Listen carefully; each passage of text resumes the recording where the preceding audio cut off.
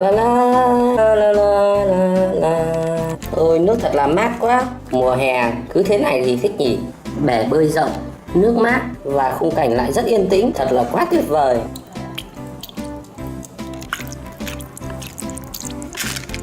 Ôi thật là vui quá. Các bạn có muốn hồ bơi dễ thương như mình không nào? Ha ha, có trò vui rồi đây.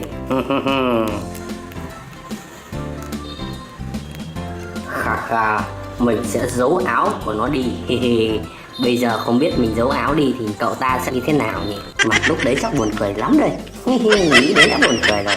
Ha ha, đến đây đến đây.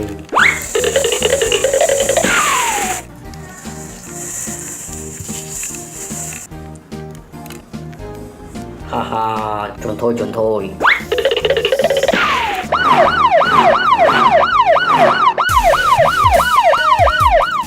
Thôi chết, bị phát hiện rồi. Làm sao đây?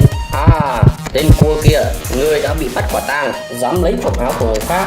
Xe cảnh sát ơi, tha cho em chỉ đùa một chút thôi mà. Lần sau em sẽ không như thế nữa đâu. Được rồi, ta tạm tha cho ngươi lần này. Lần sau để ta bắt nữa thì liệu hôn đấy, nhớ chưa? Em xin chừa à, lần sau em không dám thế nữa đâu ạ.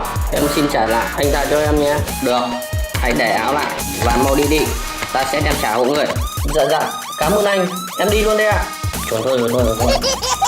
Ôi, cứ mỗi lần làm sai nhìn thấy xe cảnh sát và hưởng vía thì hết cả mình. Ôi, tìm cứ đợi mình hết cả hồn.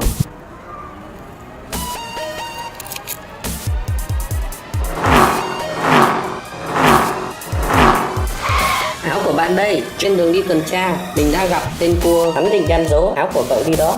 Vậy hả? Cảm ơn xe cảnh sát đã lấy áo về cho mình nhé. Không sao, đây là nhiệm vụ của mình mà. Bạn cứ tiếp tục tắm tiếp đi nhé. Mình đi tuần tra tiếp đây. Chào bạn.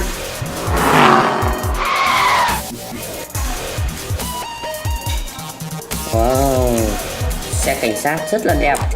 Và những kẻ làm việc xấu hãy coi chừng xe cảnh sát nha. Các em thấy xe cảnh sát của anh vi phạm có đẹp không? Và các em muốn có một chiếc xe như thế này trong bộ sưu tập của mình không? Hãy để lại ý kiến ở phần comment nhé. Hẹn gặp lại các em ở video tiếp theo.